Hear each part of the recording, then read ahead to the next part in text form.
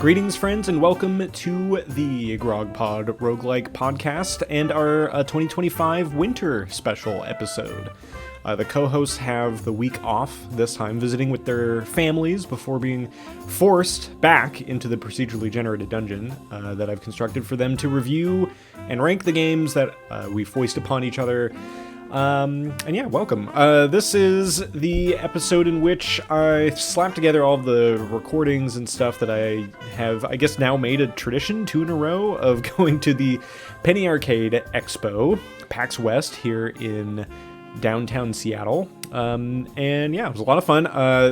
Only had one day this time to go there, so as you can imagine, lots of limitations and stuff associated with that. And it's always one of those things where it's like you put out this huge battle plan of like, okay, I'm going to go from here to here, and you're drawing lines all over the map, and you're trying to figure out how best to get as much interesting stuff together as possible. And then you just come into the show floor and you're just completely overwhelmed by everything that you're looking at. And it's kind of fun to go back through these recordings and realize just how overstimulated and unprepared I was, even though I had this whole printout of like, gotta go over here and talk to this person, then go over there and talk to that person. It's just, there's never enough time, even with just starting right as the doors open.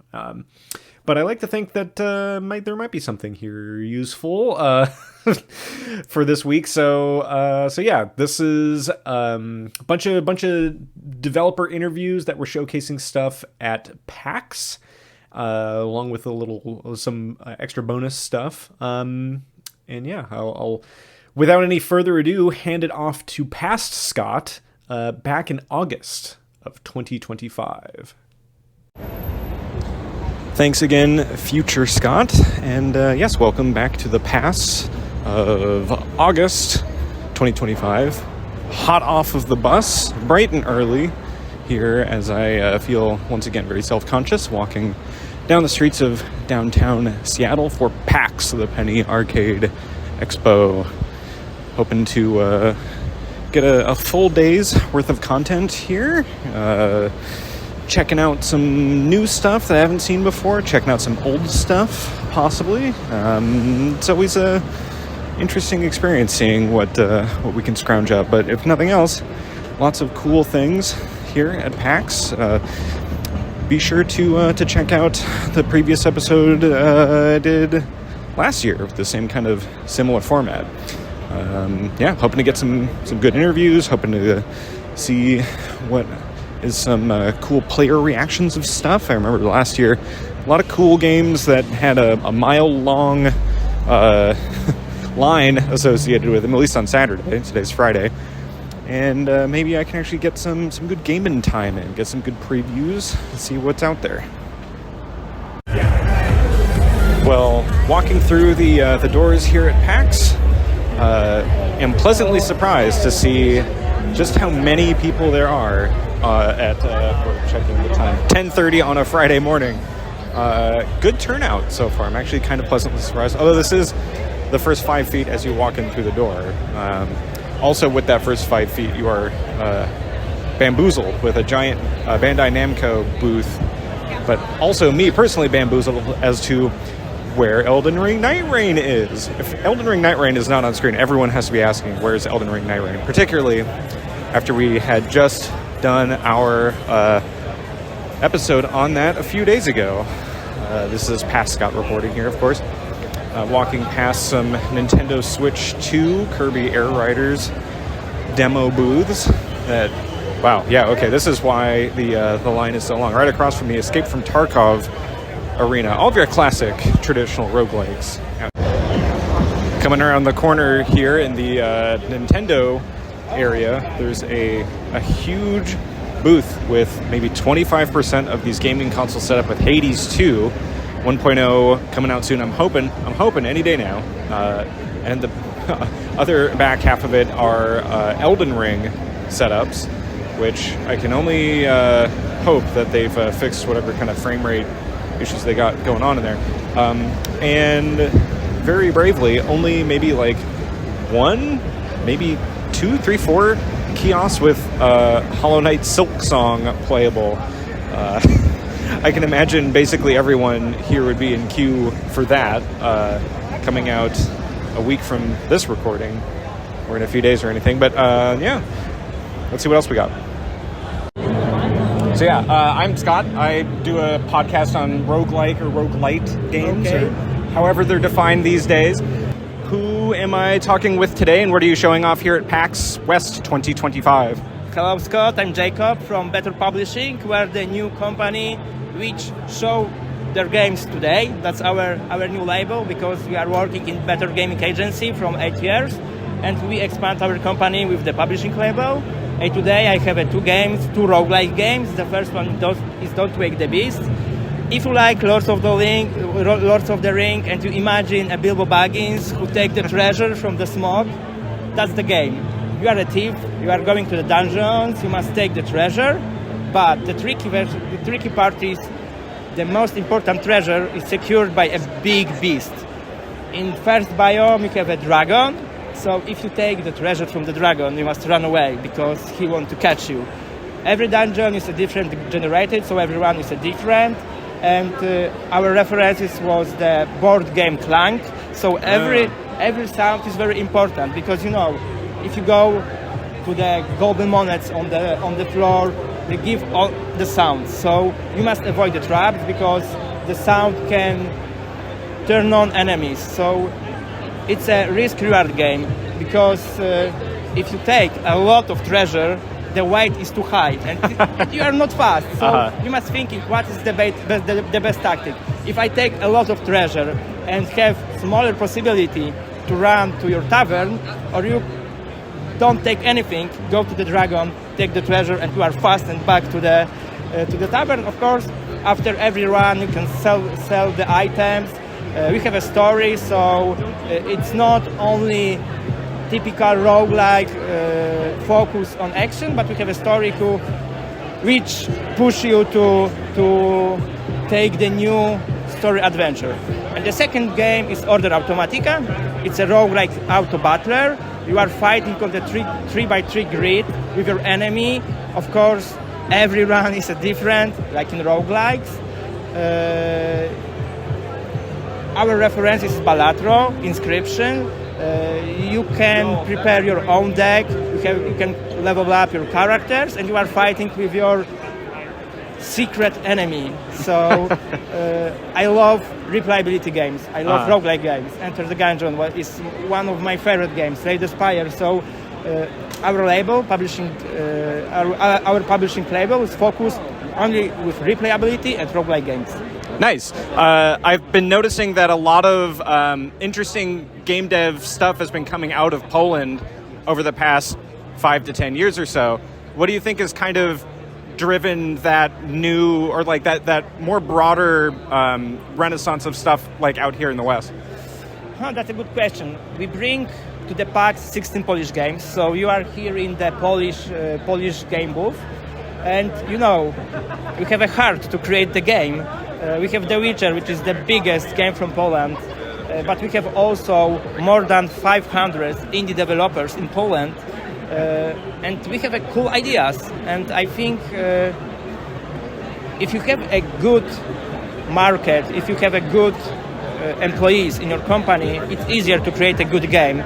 And of course, we are still cheap country, so it's maybe difficult, but if you have a good money from Polish company and the cost of your life is smaller, it gives you a better chance to create a better game. Yeah. So we're still growing market, but I think we are good in game development. I see that Don't Wake the Beast is running on a Steam Deck here. Yes, that's right. Is that kind of becoming a more central focus for indie game devs these days, of like making the Steam Deck kind of a thing to develop for specifically? Yeah, overall, the Valve is a partner of our Polish booth, so you find the Steam Deck on all our game. And yes, I love the handhelds, I love the Nintendo Switch, I love Steam Deck. And usually Roguelike is a small game with a very deep mechanics, etc. But I love pixel art games, and Steam Deck is a great hardware to play in one moment, okay, I have a time, I take the Steam Deck, 5 minutes, one run, okay, I can finish. So yeah, Steam Deck is a great opportunity to developers to create a game. What are you hoping for success for this weekend for showing off the stuff here? Whew, that's a good question because it will be a busy time. Yesterday we had a meeting with the Valve. Today we have a PAX. We have the mix. So it will be a very busy weekend. And from my perspective, when I see the smile on face, when the people come to my game and play, that's the best thing. I saw you guys were set up here, White Knuckle. Played the demo, loved it, so I thought I made a special trip to go, okay, got to put it on my itinerary, got to stop here, got to talk to the people behind the game. Who are the people behind the game here? Hi, I'm Holly. I'm the lead developer of White Knuckle. Yeah, I'm Jack. I do music, sound, edit our trailers, a little bit of lore. I'm Quinn. I do a lot of the art and animation. Nice. What brings you guys here to PAX? Well, we launched our game a few months ago, and we've had an amazing reception, and our publisher, Dread, wanted us to come out to kind of show stuff off. We also have a new update coming out next month, The Abyss, which is the 4th region of the game. So we're kind of just showing it off, letting people in the community try out the new content before it's available to the general public. Yeah. Why climbing?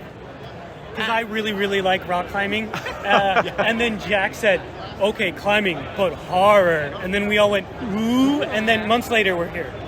Basically, yeah. That's how it went. It was a random discussion of us saying, man, we haven't done like a game jam or a LAN party or anything in a while. We need an excuse to do that. And then Quinn said, I bet we should do a rock climbing thing. And I said, what if we made it scary? Yeah, I think that's one of the things that kind of drew me initially to it was like, well, like I have a lot of friends that are into rock climbing. The Seattle area is like a big rock climbing area. Yeah. You know? And it feels like a very unique kind of theme tying the two together. What kind of inspired this specifically?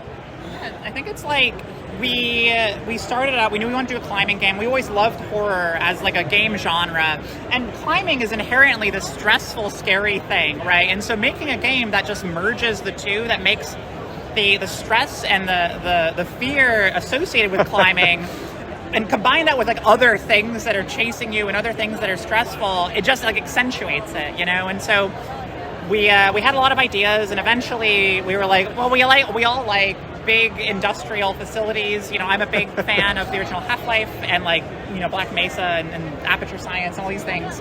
And so we kind of built a universe that would fit the vibe we wanted to go for, and it all just kind of came together.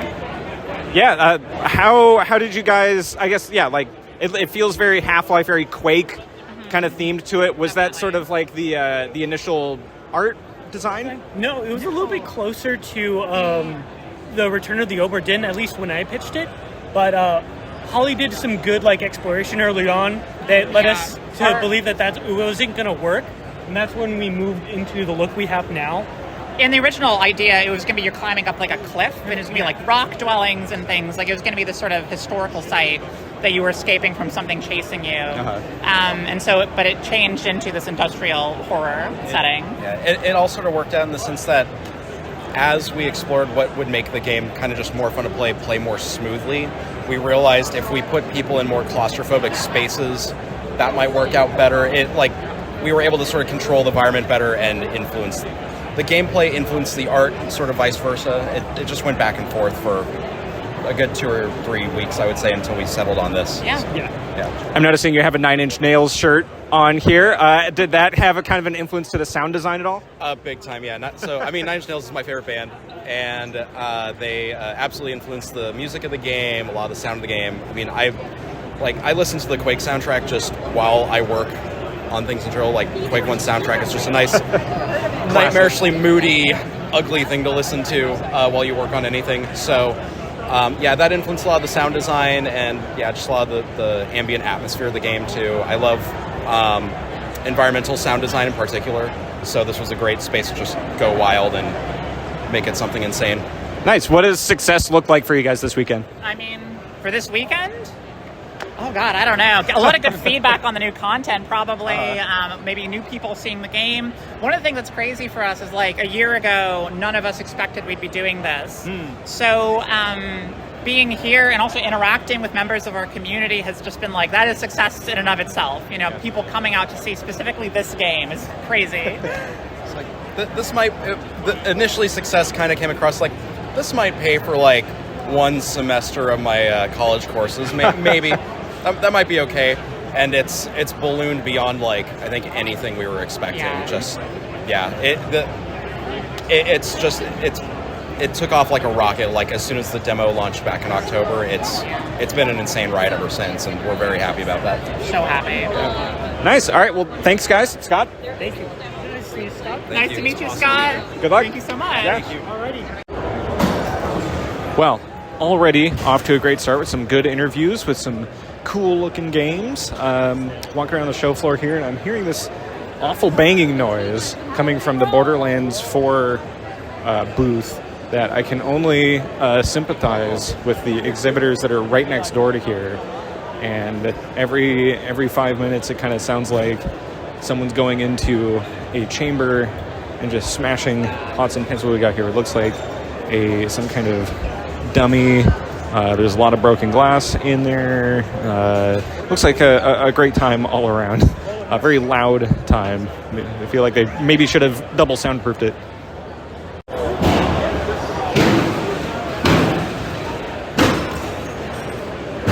The first couple times I was walking past this, I thought for sure it was some sort of construction or something still going on. Who am I speaking with today, and what are you showing off here at PAX? Hi there. Thank you for your time. I'm Hasban, also known as McDougall online. That's all my handles on socials. I'm here showcasing Rogue Eclipse. It's a game where you go zoom, zoom, and pew, pew in the most spectacular, neon-infused arcade action possible. Nice. Love letter to the likes of Star Fox and Rogue Squadron. To give you an actual answer, it's an epic spaceflight bullet hell roguelike. And it's set in a universe inspired by Arabesque futurism, which is basically taking my cultural heritage and projecting that 500 years into the future. You basically take on swarms of starfighters, merciless armadas, and have to vanquish a malevolent evil that spans the cosmos. Nice. That seems like a very unique theme. What inspired you to kind of come up with that? In terms of the setting, or Yeah. well, I guess for me, the way I describe this game, it's taking my childhood and distilling it in a bottle. And the thing is, I wanted to portray. I wanted to take a different approach to science fiction and take the take my own cultural heritage and see what's there, right? A lot of discoveries such as mathematics and astronomy have their roots in Arabia. So that's one tie to it, but then the other thing was just wanting to bring something different to the table and not just have something that was just entirely derivative of what we usually see in science fiction media. And quite frankly, it's a setting that it just felt like a new, exciting frontier for all sorts of new things that players haven't seen before that could happen. Nice. The PAX show floor has been open for a grand total of maybe an hour or so. Yeah. What's the most surprising thing that you've seen people do with your game that you didn't expect them to so far? I think I was thinking I made the build slightly easier. As it turns out, it's more difficult than I think was expected. But That's a sign of a good roguelike, right? Oh yeah, absolutely. I mean, for me, but that's the thing. For me, it's having effectively, it's have that one more run, right? And part of the game is, so there's two parts. We have what we call an evolving roguelike structure. So something in the vein of Returnal. We actually, our narrative is actually woven into the structure, so we leverage it. And exactly how you come about that will be for players to discover when they play it. But one of the key things is, I love this genre. If we could literally be all day here if I mentioned all the roguelikes that I played. But I also wanted to use that structure to do really interesting things. So for example, even though we are a roguelike, if you die mid-run, I don't let you walk away completely empty-handed, so you'll get like new starfighters and components and things like that. Progression systems. Exactly. But I'm what can I say? I'm a sucker for being a purist. So very much, playing like old arcade games back in the day, where when you die, you kind of effectively get set back. How is the world of developing? This is a very 3D looking game. Yeah. It looks very good. Thank you. What's the kind of challenge with doing that style as opposed to the tried and true, like you think roguelike games, you think top down pixel art kind of things. Yeah. Well, I mean, I really chose probably what is one of the most unforgiving genres. Where can the player go? Anywhere. Where can they fly? Anywhere. How close can they get? They can see everything. Yep. Nothing's hidden in this genre. But kind of in a strange way, I actually looked far beyond that. So the simplest answer is that's where the bullet hell element really fuses nicely. Where effectively it offers that skill mastery it offers that skill mastery essentially, because that's kind of the thing I'm more in for. I'm less interested in you make your stats go up that. I want it to be like players are gods and mastery of spaceflight, and they've achieved that, and that is really the main thing here. Sweet. Well, thanks again. Good luck with the rest of the convention. Thank you so much for taking the time. I really appreciate it. Who am I talking with, and what are you showing off today at PAX? Hi, I'm Andrea. I do game design and art for the game. I'm Bob. We're a husband and wife team. So Arcane Eats is our new game. It's a fantasy cooking roguelike deck builder. Yeah. So you have a deck of ingredients and kitchen tools and some magic spells to enchant the cooktops, and then you play your ingredients onto the cooktops, and you have to wait for them to cook. So you modify them with the tools, and you stack them together with other ingredients, and then customers come in and they're hungry, so you need to make enough food to satisfy them. But there's no recipes. You just cook whatever you think looks good, whatever you think works well together to try and satisfy them. But if you make them wait too long, they'll start getting impatient, they'll complain. And so you try to hold it together until you've got enough food to serve them. And once you've kind of cleared everyone out for the day, you take that money back to town so you can buy new ingredients, hire new kitchen staff that are like passive bonuses to combo, enchant your cooktops with other kinds of passive rules, and try and create a build that works well together to be like a coherent cuisine strategy for your restaurant, getting stronger and stronger across the run. Nice. This seems like a very kind of unique take on this. Roguelike deck builders seem to have kind of like a very, common theme of like dungeon crawling, things like that. This feels very unique. What sort of inspired that? Well, I mean, first of all, we love all these games. We play so many of them. But yeah, having a fresh theme does a lot to just palate cleanse a bit, And there's just not that many that aren't super violent, And there's a lot of people that we talk to who are into cooking, into the kind of lighthearted fantasy of it all, but are kind of sick of murdering everything. And so just focusing on the positive emotion side of it, of making people happy, feeding them the stuff they love, and having them be full and satisfied and thrilled when they leave instead of dead. Yeah. But also we love Iron Chef and Top Chef, those creative cooking shows where you have a creative master who you throw a secret ingredient, you throw a weird curveball at, and then they improvise and do something awesome with it. And that's just what we love about roguelikes, It's you learn the systems, you become a master of the systems, and then the game throws random stuff at you and you improvise.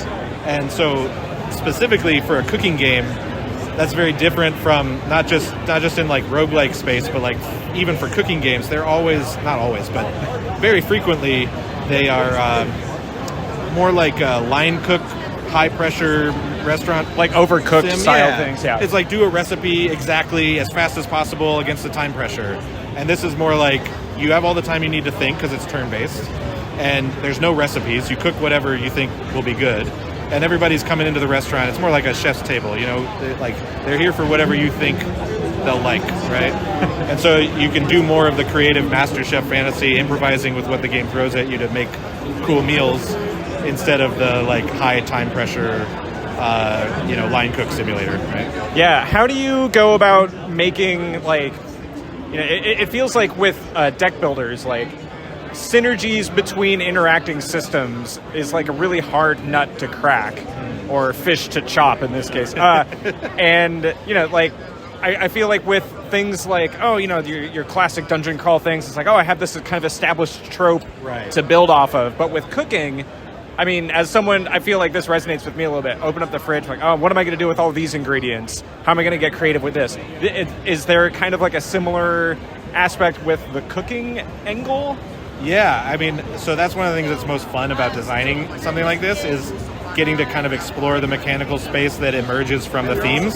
That, like, instead of just doing another round of, the same mechanics that you're familiar with, there's a shortcut there. A lot of people already know those things, so you don't have to teach them, and that's nice. So we have a little extra load to lift here to get you on board with the cooking metaphors.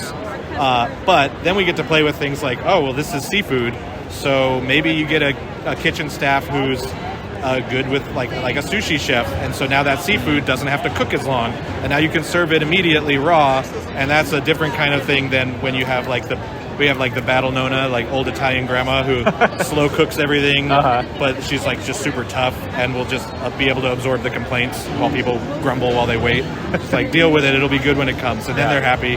And playing around with those the metaphors and mechanics, thinking of spices, different kinds of spices as status effects and elemental properties and stuff, and playing around with what those can mean in this kind of situation. Yeah. And then also just the customer behaviors, and so what does having food cooking on a cooktop mean for what they can do to you? So this this little goblin on the screen right now, he'll knock the top ingredient off whatever's in front of him, and so you're manipulating this space in front of you too. Slay the Spire, you just drag cards directly to the enemies, but here you've got the cooktops that are this other board to play with, and you stack ingredients on top of them, and so there's all this manipulation that can happen there, and a fairly involved little math puzzle that emerges from that layer of what their hunger values are, what your food values are, how it's split up between the cooktops, whether you really want to stack things together or spread them out, and what kind of synergies come from kitchen staff, cooktop enchantments, ingredients, kitchen tools that are encouraging you to stack or spread or manage that situation. Is Gordon Ramsay the final boss? Gorgon Ramsay is one of the possible Act 3 bosses, actually. Excellent. Yeah, you nailed it. Has there been anything surprising with how people have been interacting with the game so far that you didn't expect? Yeah, honestly, okay, so we had two big question marks in our mind about who the game really is going to appeal to. On the one hand, we're really deep roguelike deck builder nerds, and we're a little nervous at first that it's got a very kind of cute and friendly aesthetic, and we're a little nervous that hardcore roguelike deck builder folks might assume that it's simpler than it is, because it's pretty complicated. We've gotten a lot of feedback from our friends that are really into the genre that it's a lot to think about. It becomes a satisfying puzzle once you get in there, but especially again with having to learn the cooking metaphors for everything, it can feel like a lot. So we're worried that the aesthetic might give people this wrong signal if they thought it was too simple. Luckily, I haven't really been seeing a lot of people warded off by that. On the flip side, though, I've been really surprised that so many people have been coming up because they like the idea of a fantasy cooking game, but they're not really that familiar with roguelike deck builders, but they're getting into it. They're not put off by the complexity the way I kind of worried they might be. And it's a good lesson, because what they actually say is all those cooking games are so stressful. They're so high pressure that I actually get to think. I don't care that it's complicated, because I've got all the time I need to think about my turn. And so that's been kind of a relief, oh, cool. And then maybe this actually works for people who are just into a chill cooking vibe, even though it's actually a really cerebral, roguelike deck building puzzle, because they just have the time to spend. It's not a real-time pressure. What's it like being a husband and wife co-dev team? It's pretty great. It's just the two of us, so we don't really have anybody else that we're responsible to. So if we need to take a day off, not a problem. You know, we have kids, so you know, if our kid's sick or has some issue come up, like it's easy understanding and nobody to feel like we're letting down if we take that moment, and then we can hop back on later and finish the job. And do you have any favorite recipes that have made it into the game? Well, so there's no real recipes in the game. You get to do whatever you want, but we have been just like sticking foods, ingredients, ideas in that that we think are fun, that we like to explore. So yeah, I guess sometimes we have to kind of question whether, like, does everybody even know about this kind of food? But at the same time, because you've got this massive catalog of different cards, you know, you get to like put some weird niche things in there that only a few people will ever really get, and it's okay. Not everybody has to get everything, so yeah. Nice. Well, good luck. Awesome. Thank you so much. Yeah, thank you. Well, only 5? Like, you can get in talk for an hour. Like. I'll be with you till midnight. Please go ahead. Okay, great. So I'm Scott. I do a podcast on roguelike games. Pleasure. Who am I talking with, and what are you showcasing here at PAX today? Fantastic. So my name is Shiv. I am head of business development at Pax Autocratica. We are a satirical totalitarian colony sim with roguelite FPS. What that means is you are able to build and manage your own base, pass ideological policies and decrees which shape how your citizens live, and then take those very citizens into space expeditions for FPS roguelite combat. The idea of that being that the gameplay loop starts forming around that interaction or interplay between how your base is formed and what you do in open space. So when you're in space, you're able to get fast-paced FPS action, gather new resources, conscript new troops, and get them all the way back to your base. So while the space element of it is FPS roguelite, where it's always changing, maps reset, the core element of your base stays the same, and that interplay is what the fun is all about. Well, I mean, just walking past here, it looks very visually impressive. I thank you for that. What was the inspiration with going with a very detailed, very graphical heavy roguelike game? Because that seems like it's a hard balance to strike. I love it. Best question I've got all day. So I think one thing which a lot of games aren't able to perfect is the replayability. Core reason behind that being that you can get very easily saturated into either direction. If you go into FPS too deep, it can become kind of exhausting after a point just having the same gameplay loop. At the same level as well, with base building, I for one can get very bored after the first 2 hours of base building. What our game allows you to do is it has fresh replayability, because if you're tired of your base building, go explore space. You're tired of exploring space, lead your troops into combat. Tired of going into combat, bring it on back to your base. So that unified loop still goes on, and for us, we always wanted to have elements of sci-fi, we wanted to have elements of dystopia. If you ask for inspirations in terms of games, I would say we prefer to have 1:1. We prefer to avoid 1:1 comparisons, but I would say Cult of the Lamb is close in terms of the dystopian sci-fi-ish theme, for the darkness, the lore behind it. Risk of Rain for the roguelike is definitely up there. And for the base building clarity, the approachability, the get your guy, make him do this, make him do that, and what happens next, Palworld right up there. Nice. What you said your background was kind of like in the biz dev side. How is that in terms of like, you know, there's a lot of indie devs who are just kind of like do it all, but like, you know, being able to like market a game correctly and being able to like make sure people see it, all the kind of like, you know, making sure it's successful kind of stuff. How like, what are the sort of challenges involved with that with a small studio like this? My second favorite question.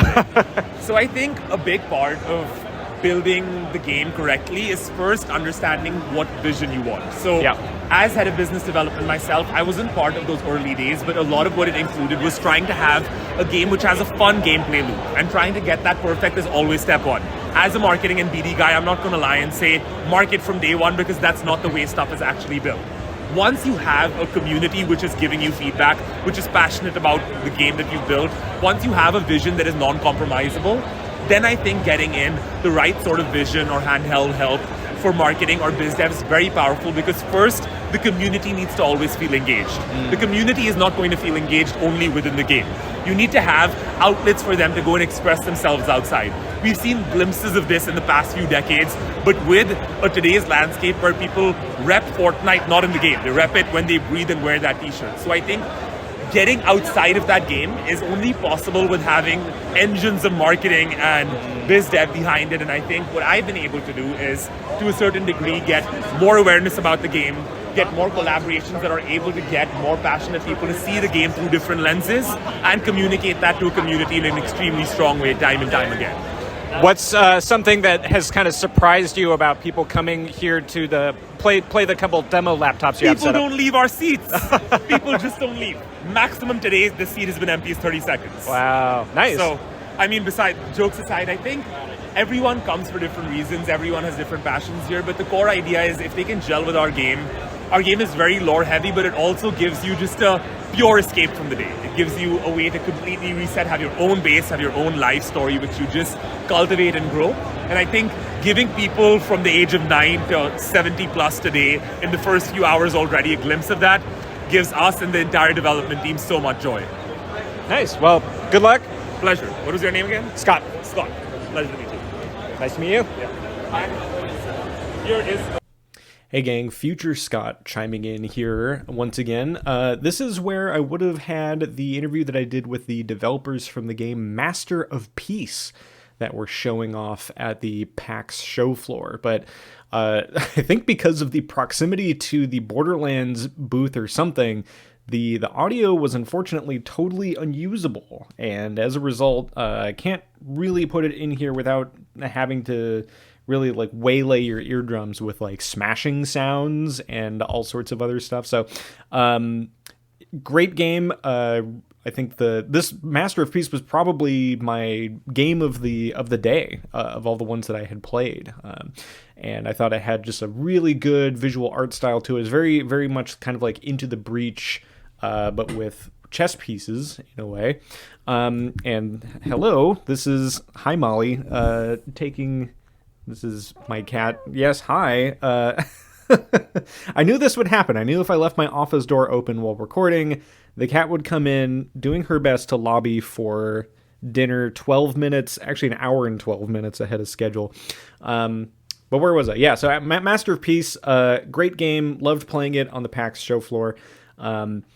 But the audio interview quality was just not up to par, unfortunately. But I did send out kind of like text questions to them to come and get back to me. So if that happens, I will link it in the show notes. But otherwise, I'll be linking kind of like all the games that I've been interviewing people here with so far into the show notes, Master of Peace included. But instead, I think what I'll do is I'll insert here a quick little 30-second promo here. I like to famously think that I don't do ads on this program, but this one I think is kind of an exception. So without further ado, let's hear from Danny and David. Hey Danny, have you heard of Roguepod Litecast? Oh, hey David. You mean our bi-weekly podcast where we play and discuss a new roguelite every episode and try to figure out what makes a roguelite truly great? Ah, yeah, that's the one. On Roguepod Litecast, we've embarked on the impossible mission of creating the perfect roguelite tier list. If it's so perfect, why is everyone on Reddit always mad at us because Noita's in C tier? I guess you're gonna have to listen to find out. Check out Roguepod Litecast wherever you get your podcasts. Now, you might be thinking to yourself, that's weird for a roguelike podcast to have an advert for another roguelike podcast on their own show, but I'm actually a big fan of Danny and David's program, the Roguepod Litecast. I've listened to every one of their episodes. I think they have just a really great vibe to them, and yeah, I think you should 100% check out what they have on offer. They've also covered a whole bunch of games that we haven't covered because, as you are probably well aware, there's like a bazillion games in this genre, and why not have multiple rogue style podcasts? As long as the Grog Pod is in like the top 10 of roguelike podcasts out there, I'll be happy. But Danny and David, Roguepod Litecast, great show. Also based out of the Puget Sound area. If I had to nickel for every one of those.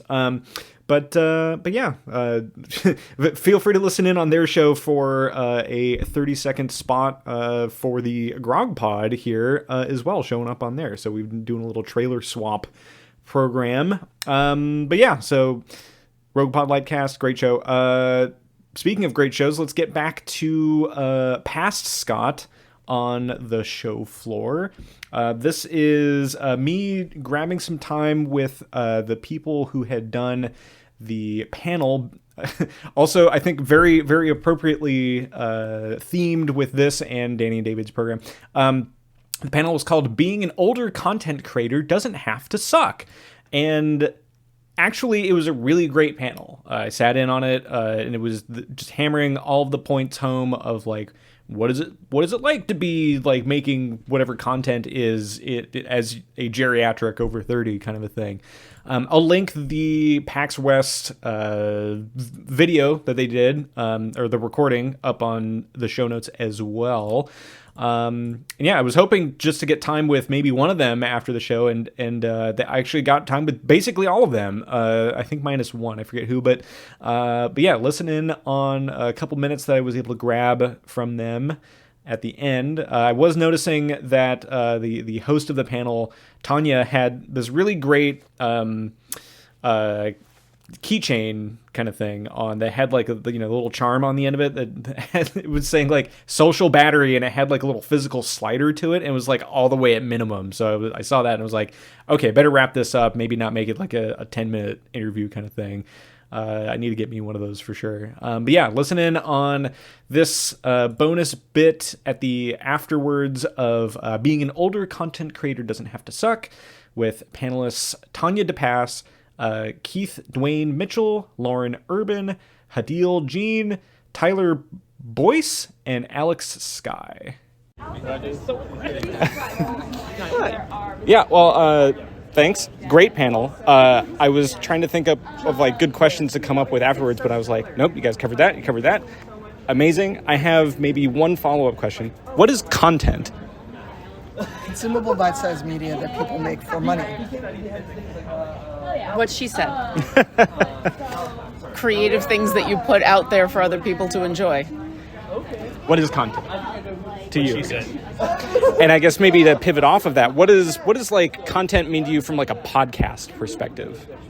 Something I can listen to in an hour to 30 minutes. Yeah, it has to be easily consumable. Like I know that a lot of people have like 3-hour games, but I went through Gilligan's Island, never again. I kind of agree with both. I do prefer podcasts in shorter bite-sized form, but I don't mind if they're longer. But I think what's more important is that it is 100% something that is focused on audio. A lot of people take what started as a video and just turn the audio into a podcast and aren't thinking about the audio only version of it, and so you lose something in the translation. So podcasts are best when it is geared towards something and where you only need the audio 100% and you get all of what is necessary. What do you guys think about AI stuff invading the podcast realm content-wise? I hate it. Yeah, AI is coming for my job. I'm going to meet it in the parking lot. AI, please leave. No, fuck AI. Fight it. I'm going to in the parking lot. But no, I worry about AI because it's not, I just don't think it's possible to use it responsibly. There are no guardrails. And I'm tired of it scraping my work. Stuff. And to be clear, we're talking about large language models that steal other people's content. Generative AI, yeah. And so, yeah, there's no ethical way to use it. It is not smart at all. It is consuming large quantities of resources every time it is used. And the people who say, I need to use it to come up with creative ideas, are basically just recycling stuff out of like a word salad. It's not actually doing anything for anybody. It's stealing from other people's content, whether it is art, whether it is music, whether it is podcasting, whether it is whatever it is just taking stolen stuff from a whole bunch of creators and putting it in a blender and spitting it out in other places. So yeah, those kind of generative AI models are just bad for every part of every industry. Also, one last thing. If you use AI, all of this not considered, you're just silly. You're silly and unserious. There you go. Very silly. What makes you guys the most optimistic about technology with podcast stuff coming up? People, with the whole AI, I find people becoming that more invested in their art. They're spending more time on their art, and they're fighting for art, podcasts included. And I think that is lovely and wonderful. The technology I'm the most optimistic about is we're recording this right now on a phone, and it's probably got some decent sound to it. 10 years ago, this would have been impossible. This would have been, the sound would have been horrific.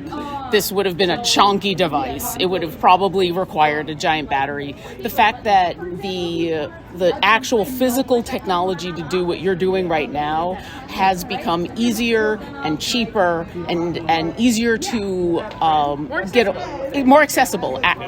The tools to do the creative thing that people want to do have become easier to access. So it's that difference between I'm not having technology do the creative thing, I'm having technology make it easier for me to do the creative thing. Mm-hmm. I also like the fact that technology now empowers people to do things that they were afraid to do in the past.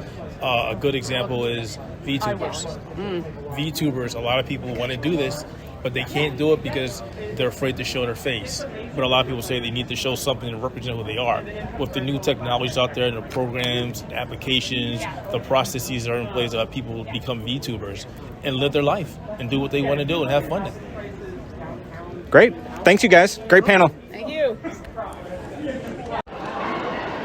Really an incredible day of PAXing today here on Friday, and standing out here watching everyone go through the Risk of Rain 2 PC tournament, as it is, I think, going on a timed basis, but never have I seen so many monitors all running Risk of Rain 2 at the same time, and it's kind of a glorious sight to see all sorts of wild, I guess, pixelated question mark nonsense going off on all the monitors at the same time. I'm curious to see who the winner will be, as I did the Vampire Survivors winner interview last time. Curious to see how they scored, how they liked it, and what the overall vibe is. Fun. I'm Scott. I run a podcast on roguelike games, whatever those things are. Did I hear right that you were first and second place? Yeah, first and second, both on Railgunner. The first score was 2048. That's all that matters. So it was by time? Yeah, it was by time. Last year, it was most amount of points in 60 minutes. So, people just looped on Drizzle and got the win. But this one was, fastest time. I was so locked in this time. I have 700. I think I have 800 hours at this point. Wow. I've been rigorously trading for this moment. So this was an event that you were actively seeking out yes. to compete in. Interesting. Yeah, so I did it last year because they had a tourney last year. Yeah. Nice. Any tips for burgeoning Risk of Rain 2 players? You did it with Railgunner, right? So DLC. Yeah. Movement speed is your best friend. If you're trying to get the fastest time, shaped glass. I built 2 shaped glass. And was doing 4 times as much damage. I killed Mithrix instantly. And there's a lot of tech on Railgunner, specifically. You can pillar skip with no items. It's just pretty difficult. I don't mean to exclude the other parts of the posse here, but how have you enjoyed the con so far? Is there anything else you're looking to over the weekend? Well, I'm here for 4 days. I went to the Gearbox thing hoping they'd announce some Risk of Rain news today, but they're just like, oh, hey, we're announcing a stream. We're going to be announcing stuff on the 5th, but I think I'm going to see the voice actors for Claire Obscure tomorrow. I want to play Kirby Air Riders.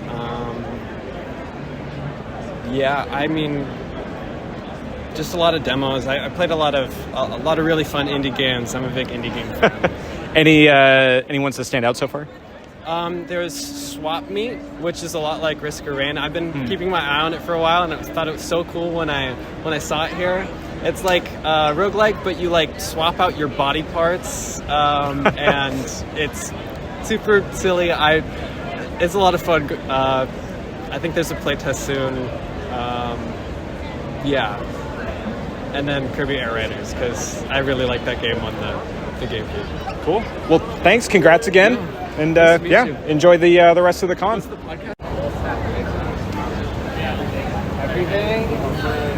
Well, you know how they say Rome was not built in a day? Well, they also say that you can't see everything at PAX in one day. I think this kind of concludes my coverage for PAX for this year, as I was so excited to go back to the main convention center after going and watching the Risk of Rain 2 tournament. Like, I've got to go and check out other games that people have recommended. There's always so many things you just walk by and you're like, oh, I'll do it a little later. And then you get up there and they say, oh, sorry, the convention show floor closes at 6 p.m. and it's like 5:58 as you start rolling up that escalator. So word to future Scott, or I guess future Scott, next time, make sure to just go and see everything. It's always fun coming down here to downtown Seattle to experience video game conventions firsthand, talk to lots of interesting people, play lots of interesting games, and just take in the overwhelming visual spectacle and sensory overload that accompanies 10 hours of walking around looking at video games. So I'm going to throw it back to you, future Scott. This is past Scott signing off as I walk down to catch a bus to head home for some grandma babysitting over the Labor Day weekend.